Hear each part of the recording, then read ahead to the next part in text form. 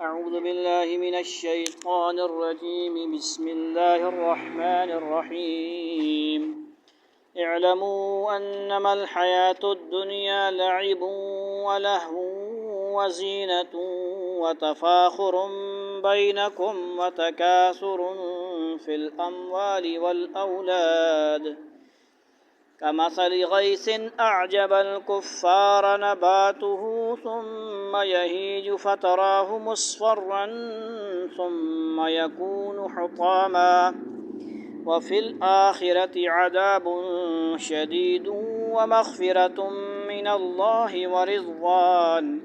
وما الحياة الدنيا إلا متاع الغرور. سابقوا إلى مغفرة من ربكم وجنة عرضها كعرض السماء والأرض أعدت للذين آمنوا بالله ورسله ذلك فضل الله يؤتيه من يشاء والله ذو الفضل العظيم. ما أصاب من مصيبة في الأرض ولا في أنفسكم إلا في كتاب من قبل أن نبرأها إن ذلك على الله يسير. لكي لا تأسوا على ما فاتكم ولا تفرحوا بما آتاكم والله لا يحب كل مختال فخور. الذين يبخلون ويأمرون الناس بالبخل ومن يتول فإن الله هو الغني الحميد. لقد أرسلنا رسلنا بالبينات وأنزلنا معهم الكتاب والميزان ليقوم الناس بالقسط.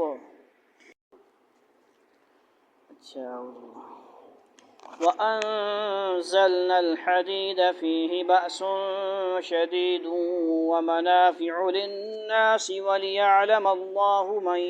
ينصره ورسله بالغيب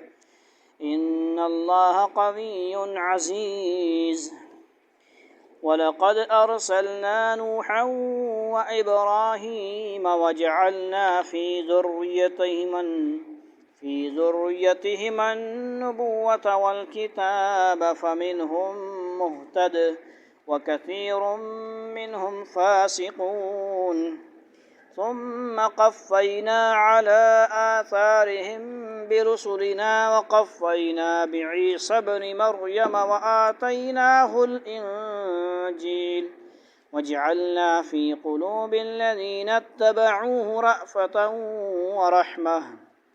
ورهبانية ابتدعوها ما كتبناها عليهم إلا ابتغاء رضوان الله فما رعوها حق رعايتها فآتينا الذين آمنوا منهم أجرهم وكثير منهم فاسقون. يا أيها الذين آمنوا اتقوا الله وآمنوا برسوله يؤتكم كفلين من رحمته ويجعل لكم نورا تمشون به ويغفر لكم والله غفور رحيم. لئلا يعلم أهل الكتاب ألا يقدرون على شيء من فضل الله وأن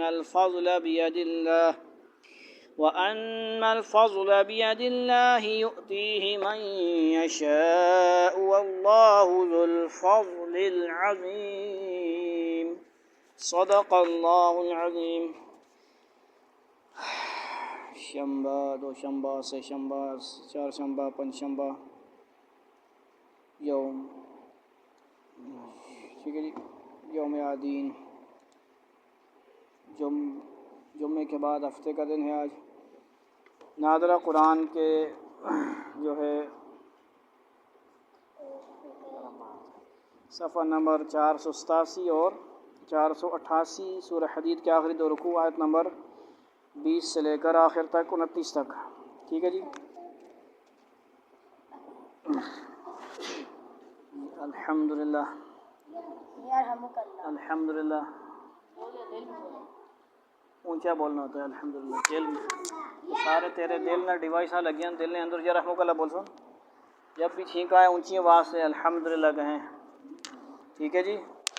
بزرگ تھے نا تو دریا کے اس طرف ہیں تو وہاں سے کسی نے الحمدللہ کہا تو یہ کشتی کرائے پہ لے کے جا اس کو یرحمک اللہ کہا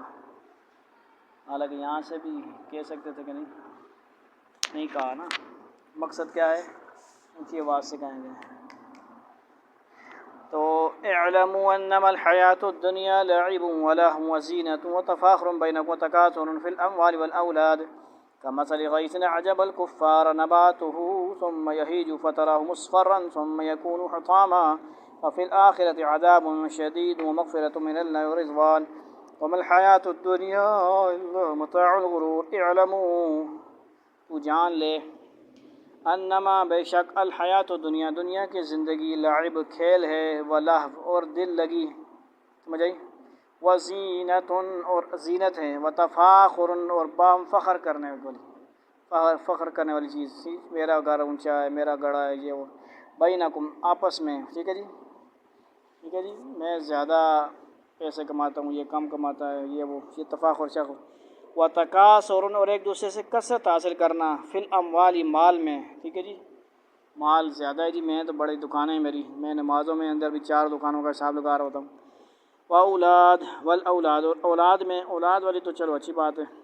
کمثل غیث مانند مثال ایک بارش کے ہے اعجب الکفار خوش کیا مجھ کسانوں کو نباتو کس نے خوش کیا ہاں یعنی خوش ہوتے ہیں نا نباتہ اس کی نباتات نے ثم یہیج پھر وہ خشک ہو جاتی ہے فتراہ مصفرا پھر تم دیکھتے ہو اس کو کہ زرد ہو گئی ثم یزنی کڑوں پک گئی ثم یکون پھر وہ ہو جاتی ہے حطاما ریزہ ریزہ وفی الآخرت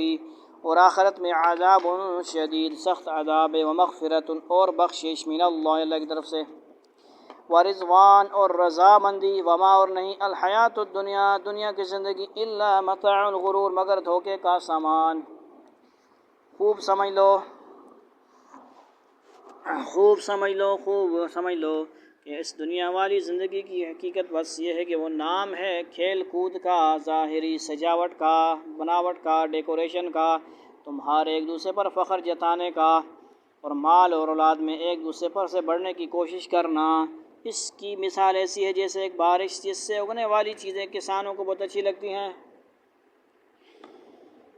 ہاں پھر وہ اپنا زور دکھاتی ہیں پھر تم اس کو دیکھتے ہو کہ زرد پڑ گئی ہے پھر وہ چورا چورا ہو جاتی ہے اور آخرت میں ایک تو سخت عذاب ہے اور دوسرے اللہ کی طرف سے بخشش ہے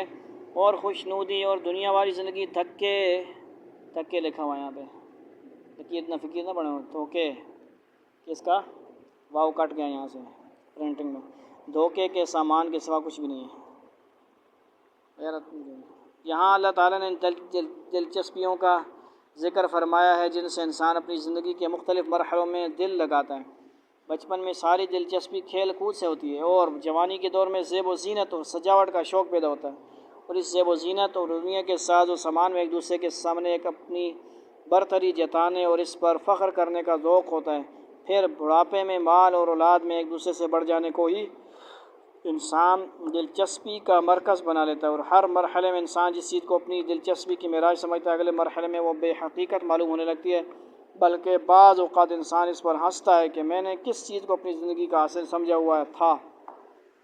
اپنے آپ پر ہنستا تھا آخرت میں پہنچ کر انسان کو پتہ چلے گا کہ یہ ساری دلچسپیاں بے حقیقت تھیں اور اصل حاصل کرنے کی چیز تو یہ آخرت کی خوشحالی تھی سابقوا إلى مغفرة من ربكم وجنة عرضها كعرض السماء والأرض أعدت للذين آمنوا بالله ورسوله ذلك فضل الله يؤتيه من يشاء والله ذو الفضل العظيم سابقوا ایک دوسرے سے آگے بڑھو کیا کرو دوڑ لگاؤ ریس لگاؤ الى مغفرت بخشش کی طرف من ربکم اپنے رب کی طرف سے وجنت اور جنت کی طرف عرضها اس کی وسعت اس کی لمبائی چوڑائی کا عرض السماء آسمان کے عرض کی طرح ہے وسعت کی طرح ہے والارض اور زمین کے اعدت تیار کی گئی ہے للذین آمنوا ان لوگوں کے لیے جو ایمان لائے کن کے لیے باللہ اللہ پر ورسولہ اس کے رسولوں پر، ذالک فضل اللہ، یہ اللہ کا فضل ہے، یؤتی ہی، وہ عطا کرتا ہے اسے، من یشاء، جس کو وہ چاہتا ہے، واللہ، اور اللہ ذو الفضل العظیم، بڑے فضل والا ہے۔ ایک دوسرے سے آگے بڑھنے کی کوشش کرو اپنے پروردگار کی بخشش کی طرف اور اس جنت کی طرف جس کی چوڑائی آسمان اور زمین کی چوڑائی جیسی ہے۔ یہ ان لوگوں کے لیے تیار کی گئی ہے جو اللہ اور اس کے رسولوں پر ایمان لائے ہیں۔ یہ اللہ کا فضل ہے جو وہ جس کو چاہتا ہے دیتا ہے، اور اللہ بڑے فضل والا ہے۔ ما اصاب من مصیبت فی الارض ولا فی انفسکم الا فی کتاب من قبل ان نبرأها ان ذلک علی اللہ یسیر۔ ما اصاب، نہیں پہنچتی، من سے مصیبت، کوئی مصیبت، فی الارض، کس میں، زمین میں، ولا فی انفسکم، اور نہ تمہارے نفسوں میں تم کو، الا مگر فی کتاب، ایک کتاب میں، من قبل، اس سے پہلے، ان نبرأها، کہ ہم پیدا کریں اس کو، ان ذالک، بے شک یہ بات، علی اللہ، اللہ پر، یسیر، بہت آسان ہے، ویری ایزی ہے۔ تم کوئی مصیبت ایسی نہیں ہے جو زمین میں نازل ہوتی یا تمہاری جانوں کو لاحق ہوتی ہو، مگر وہ ایک کتاب میں اس وقت سے درج ہے جب ہم نے ان جانوں کو پیدا بھی نہیں کیا تھا۔ یقین جانو یہ بات اللہ کے لیے بہت آسان۔ کتاب سے مراد یہاں کیا ہے؟ لوح محفوظ ہے، جس میں اللہ تعالیٰ نے قیامت تک ہونے والے تمام واقعات سے پہلے سے لکھے ہوئے ہیں۔ ہم جائی اس میں یہ سوال ہوگا، یہ 15 شعبان کو وہ جو ہوتا ہے وہ کیا ہوتا ہے؟ وہ خاص کچھ فیصلے فرشتوں کو اعلان کی جاتے ہیں، ہوتے سارے اس میں لوح محفوظ میں ہی ہیں۔ فرشتوں کے تھوڑے سے وہ اعلان، ڈیوٹیاں دی جاتی ہیں، خاص موقع ہوں گے جی۔ لِكَيْ لَا تَأْسَوْا عَلَى مَا فَاتَكُمْ وَلَا تَفْرَحُوا بِمَا آتَاكُمْ وَاللَّهُ لَا يُحِبُّ كُلَّ مُخْتَالٍ فَخُورٍ۔ لِكَيْ لَا، تاکہ نہ، تَأْسَوْا، تم افسوس کرو، عَلَى مَا، اوپر اس کے، جو فاتکم، نقصان ہوا، تم کو کھو گیا تم سے، وَلَا تَفْرَحُوا، اور نہ تم خوش ہو، یعنی جو کچھ ہو گیا اچھا برا وہ کیا ہے؟ لکھا ہوا ہے، تو لکھا ہوا تو پھر کیا پریشان ہوتے، روتے کیوں ہو، پیٹتے کیوں ہو، ماتم کیوں کرتے ہو بھائی؟ تمہیں کیا مسئلہ ہے؟ سمجھ آ گئی نہیں بات؟ تو کھو گیا تم سے، ولا تفرحوا، اور نہ تم خوش ہو، بما آتاکم، ساتھ اس کے جو اس نے دیا تم کو، واللہ، اور اللہ، لا، نہیں، یحب، پسند کرتا، کل مختار، ہر خود پسند، فخور، فخر جتانے والے کو۔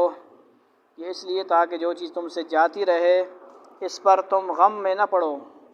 اور جو چیز اللہ تمہیں عطا فرما دے اس پر تم اتراؤ نہیں۔ سمجھ آ رہی؟ دونوں باتیں مینٹین کرنی ہیں۔ جو کچھ ہے وہ لکھا ہوا ہے، شکر ادا کرو، چلا گیا ہے، کیا تھا؟ ما عندکم ینفد وما عند اللہ باق، جو اللہ کے پاس چلا گیا وہ اصل ہے۔ ما عندکم، جو تمہارے پاس ہے، ینفد، فنش ہو جائے گا، ختم ہو جائے گا، وما عند اللہ باق، جو اللہ کو دے دیا، آگے بھیج دیا ہے، خرچ کر دیا اللہ کے راستے میں، وہی کیا ہے؟ باق، باقی رہنے والا ہے۔ سمجھ آ رہی کی بات نہیں؟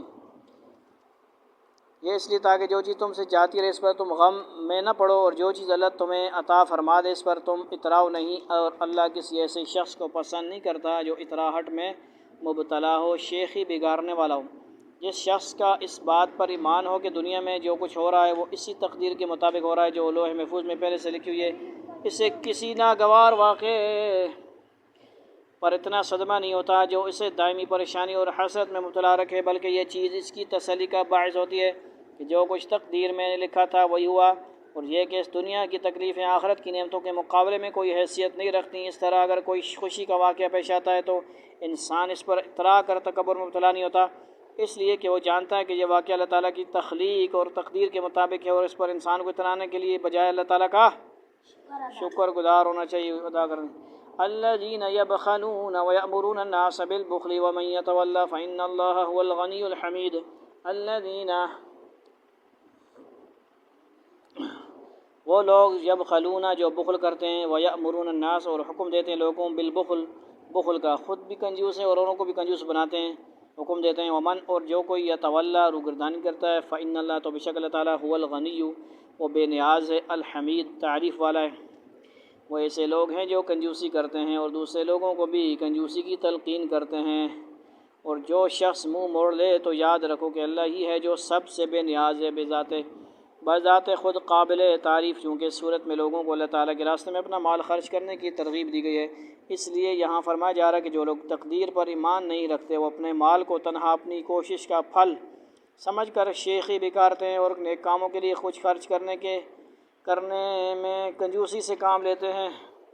لقد ارسلنا رسولنا بالبينات وانزلنا معهم الكتاب والميزان ليقوم الناس بالقسط وانزلنا الحديد فيه بأس شديد ومنافع للناس وليعلم الله من ينصره بالغيب ومن ينصره ورسوله بالغيب ان اللہ قوی عزیز۔ لقد ارسلنا البتہ تحقیق بھیجا ہم نے رسولنا اپنے رسولوں کو بالبینات ساتھ روشن نشانیوں کے، وانزلنا اور اتارا ہم نے معہم الکتاب ان کے ساتھ کتاب کو، والمیزان اور میزان کو، لیقوم الناس تاکہ قائم ہوں لوگ،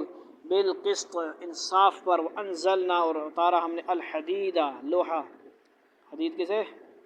لوہا آئرن، فیہ بأس اس میں زور سے، شدید سخت اس میں زور ہے، شدید سخت، ومنافع اور فائدے ہیں، للناس لوگوں کے لیے، ولیعلم اللہ اور تاکہ جان لے اللہ، من ینصر کون مدد کرتا ہے اس کی، ورسولہ اور اس کے رسولوں کی، بالغیب ساتھ غیب کے، ان اللہ بے شک اللہ تعالیٰ قوی عزیز قوت والا ہے، زبردست ہے۔ حقیقت یہ ہے کہ ہم نے اپنے پیغمبروں کو کھلی ہوئی نشانیاں دے کر بھیجا،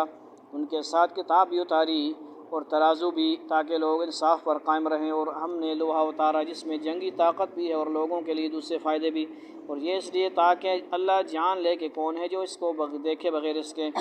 دین کی اور اس کے پیغمبروں کی مدد کرتا ہے۔ یقین رکھو کہ اللہ ہر بڑی قوت کا، بڑے اقتدار کا مالک ہے۔ ترازو اصل میں اس آلے کو کہتے ہیں جس سے کوئی چیز تولی جائے، کنڈا، سمجھ آئی؟ ڈیجیٹل کنڈا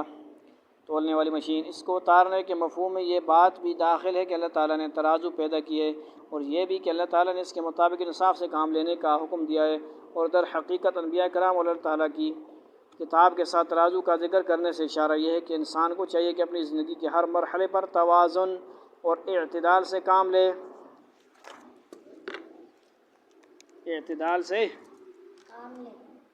کام لے، اور یہی توازن اور اعتدال انبیاء کرام اور آسمانی کتابوں کی تعلیمات میں پایا جاتا ہے۔ لوہا ان دھاتوں میں سے ہے جس کی ہر صنعت میں ضرورت پڑتی ہے، اس لیے اس کی تخلیق بذات خود اللہ تعالیٰ کی عظیم نعمت ہے، لیکن انبیاء کرام آسمانی کتابوں اور ترازو کے بعد اس کو ذکر فرما کر اشارہ یہ دیا گیا ہے کہ انسانوں کی اصلاح کا اصل ذریعہ انبیاء کرام اور ان کی لائی ہوئی کتابوں کی تعلیمات ہیں۔ ان پر ٹھیک ٹھیک عمل ہو جائے تو دنیا میں انصاف قائم ہو سکتا ہے، لیکن شر کی بہت سی طاقتیں ایسی ہیں جو ان تعلیمات سے سدھرنے کے بجائے بگڑی رہتی ہیں، سمجھو بات، اور انصاف قائم کرنے کے بجائے فساد پھیلاتی ہیں۔ ان کی سرکوبی کے لیے اللہ تعالیٰ نے لوہا اتارا ہے، بات سمجھ رہے ہو، جس سے جنگی طاقت کا سامان تیار ہوتا ہے اور آخر میں جہاد کے لیے اسے استعمال کرنا پڑتا ہے۔ یعنی اللہ تعالیٰ کی طاقت اور اس کا اقتدار اتنا بڑا ہے کہ اسے شر کی طاقتوں کو کچلنے کے لیے کسی انسان کی مدد کی ضرورت نہیں ہے، لیکن اس نے انسانوں کو جہاد کا مکلف اس لیے فرمایا ہے تاکہ ان کی آزمائش ہو، اور یہ بات نکھر کر سامنے آ جائے کہ کون ہے جو اللہ تعالیٰ کے دین کی نصرت میں جان کی بازی لگاتا ہے اور کون ہے جو سرکشی اختیار کرتا ہے۔ وَلَقَدْ أَرْسَلْنَا نُوحًا وَإِبْرَاهِيمَ وَجَعَلْنَا فِي ذُرِّيَّتِهِمَا النُّبُوَّةَ وَالْكِتَابَ فَمِنْهُمْ مُهْتَدٍ وَكَثِيرٌ مِّنْهُمْ فَاسِقُونَ۔ وَلَقَدْ البتہ تحقیق ارسلنا نوحًا بھیجا ہم نے نوح کو، ابراہیم اور ابراہیم کو، وجعلنا اور بنایا ہم نے، رکھا ہم نے، فی ذریتہما ان دونوں کی اولاد میں، النبوۃ نبوت کو، والکتاب اور کتاب کو، فمنہم مہتد تو بعض ان میں سے ہدایت یافتہ ہے، وکثیر منہم اور بہت سے ان میں سے فاسقون فاسق ہیں۔ اور ہم نے نوح کو اور ابراہیم کو پیغمبر بنا کر بھیجا، اور ان دونوں کی اولاد میں نبوت اور کتاب کا سلسلہ جاری کیا، پھر ان میں سے کچھ تو ہدایت پر آ گئے اور ان میں سے بہت سے لوگ نافرمان رہے۔ ثم قفینا علی آثارہم برسلنا وقفینا بعیسی ابن مریم وآتیناہ الانجیل وجعلنا في قلوب الذين اتبعوه رأفة ورحمة ورهبانية ابتدعوها ما كتبناها عليهم إلا ابتغاء رضوان الله ورعوها حق رعايتها فآتينا الذين آمنوا منهم أجرهم وكثير منهم فاسقون۔ ثم پھر قفینا در پہ بھیجے ہم نے علی آثارہم ان کے آثار پر، برسلنا اپنے رسول، وقفینا اور پیچھے بھیجا ہم نے، بعیسی ابن مریم عیسیٰ ابن مریم کو، آتیناہ اور عطا کی ہم نے اس کو، انجیل، وجعلنا اور ڈال دیا ہم نے، فی قلوب دلوں میں، الذین اتبعوہ ان لوگوں کے جنہوں نے پیروی کی اس کی، رأفتاً شفقت کو، ورحمہ رحمت کو، ورہبانیہ اور رہبانیت ابتدعوہا انہوں نے ایجاد کیا اس کو، ما کتبناہا نہیں فرض کیا تھا ہم نے اس کو، علیہم ان پر، الا ابتغاء مگر تلاش کرنے کو، رضوان رضا اللہ اللہ کی، فما رعوہا تو نہیں انہوں نے رعایت کی اس کی، حق کا رعایتہا جیسے حق تھا اس کی رعایت کا، نگہبانی کا، پابندی کا، فآتینا الذین تو دیا ہم نے ان لوگوں کو آمنو جو ایمان لائے، منہم ان میں سے، اجرہم ان کا اجر، وکثیر منہم بہت سے ان میں سے، فاسقون فاسق ہیں۔ پھر ہم نے ان کے پیچھے انہی کے نقش قدم پر اپنے اور پیغمبر بھیجے، اور ان کے پیچھے عیسیٰ ابن مریم کو بھیجا، اور انہیں انجیل عطا کی، اور جن لوگوں نے ان کی پیروی کی ان کے دلوں میں ہم نے شفقت اور رحم دلی پیدا کی۔ اور جہاں تک رہبانیت کا تعلق ہے وہ انہوں نے خود ایجاد کر لی تھی، ہم نے اس کو ان کے ذمے واجب نہیں کیا تھا، لیکن انہیں اللہ کی خوشنودی حاصل کرنی چاہیے، پھر اس کی ویسی رعایت نہ کر سکے جیسے اس کا حق تھا۔ غرض ان میں سے جو ایمان لائے تھے ان کو ہم نے ان کا اجر دیا،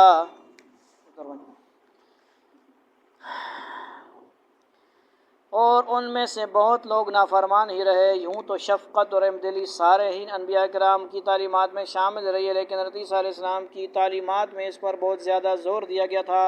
اور بظاہر ان کی شریعت میں جہاد اور قتال کے احکام بھی نہیں تھے،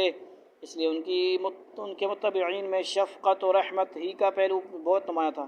رہبانیت کا مطلب ہے دنیا کی لذتوں سے الگ رہنا، وہ سمجھ آ گئی۔ عیسائیوں کو بھی رہبانیت کا حکم نہیں ملا، بات سمجھو ادھر۔ حضرت عیسیٰ علیہ السلام کے آسمان پر اٹھائے جانے کے کافی عرصے بعد عیسائیوں نے ایک خانقاہی نظام ایسا بنایا تھا کہ جو لوگ اس میں داخل ہو جاتے وہ دنیا سے الگ تھلگ رہتے تھے، نہ شادی کرتے تھے، نہ دنیا کی کسی لذت میں حصہ لیتے تھے۔ ان کے اس خانقاہی نظام کو رہبانیت کہا جاتا ہے۔ سمجھو کہ نہیں بات؟ اس کی ابتدا اس طرح ہوئی تھی کہ حضرت عیسیٰ علیہ السلام کے سچے پیروکاروں پر مختلف بادشاہوں نے بڑے ظلم ڈھائے، تو انہوں نے اپنے دین کو بچانے کے لیے شہروں سے دور رہنا شروع کر دیا جہاں دنیا کی عام سہولیات میسر نہیں تھی، اور رفتہ رفتہ اسی مشکل طرز زندگی کو بذات خود عبادت سمجھ لیا، اور بعد کے لوگوں نے وسائل دستیاب ہونے کے باوجود ان کو چھوڑ دیا۔ اللہ تعالیٰ فرماتے ہیں کہ اس مشکل طرز زندگی کا ہم نے انہیں حکم نہیں دیا تھا، سمجھ آئی؟ ورہبانیت ابتدعوہا، سمجھ آئی؟ ما کتبنا علیہم فرض نہیں تھا، مطلب یہ ہے کہ شروع میں انہوں نے رہبانیت کا طریقہ اللہ تعالیٰ کی خوشنودی حاصل کرنے کے لیے ہی اپنایا تھا، لیکن بعد میں وہ اس کی پوری رعایت نہیں رکھ سکے۔ رعایت نہ رکھنے کے دو پہلو ایک یہ کہ جس چیز کو اللہ تعالیٰ نے ان پر لازم نہیں کیا تھا، اللہ تعالیٰ کو پتہ انسان ہے، انسان لڑکا لڑکی میاں بیوی کے بغیر نہیں رہ سکتے، اور اس میں کیا تھا وہ شادی نہیں کریں گے تو پھر غلط کام کریں گے بھائی، جیسے کہ اور آج کل بھی خبریں آ رہی کہ نہیں، آپ لوگوں کو پتہ ہے، میں زیادہ میڈیا سے واقع ہوں، میں تو بھائی فسادی بندہ ہوں، مجھے کیا پتہ ہے، مجھے تو وہ فسادی میڈیا والے بندہ کہتے ہیں، مجھے کیا پتہ ہے بھائی، مسجد کا ملا ہوں، مسجد کیا کہتے ہیں، ملا کی دوڑ مسجد تک، عصر سے مغرب مولا جی ہوں، باقی دنیا دار قسم کا بندہ ہوں، میں ہر وقت دنیا میں رہتا ہوں۔ آپ لوگوں کو پتہ ہوگا بھائی کیا ہوتا ہے کیا نہیں ہوتا ہے، اسکولوں کالجوں میں کیا ہوتا ہے، وہ سمجھ آ رہی ہے بات؟ سارا دن میں انہی لوگوں کے ساتھ ہوتا ہوں، سمجھ آئی نا گال؟ نہیں سمجھ آئی؟ اس کو پیار محبت سے سمجھ آئی؟ لازم سمجھ لیا، اپنایا تھا، لیکن بعد میں وہ اس کی پوری رعایت نہیں رکھ سکے۔ رعایت اس کے ساتھ باڈی گارڈ کے طور پر جانا ہے، جدھر بھی جائے گا نا یہ بھاگ جائے گا۔ اللہ مطلب یہ کہ شروع میں انہوں نے رہبانیت کا طریقہ اللہ تعالیٰ کی خوشنودی حاصل کرنے کے لیے اپنایا تھا، لیکن بعد میں وہ اس کی پوری رعایت نہیں رکھ سکے۔ نہ رعایت نہ رکھنے کے دو پہلو ایک یہ کہ جس چیز کو اللہ تعالیٰ نے ان پر لازم نہیں کیا تھا انہوں نے اسے لازم سمجھ لیا، نہ کہ دین میں اپنی طرف سے کسی ایسی بات کو لازم سمجھنا جائز نہیں ادھر جو اللہ تعالیٰ نے لازم نہ فرمائی ہو۔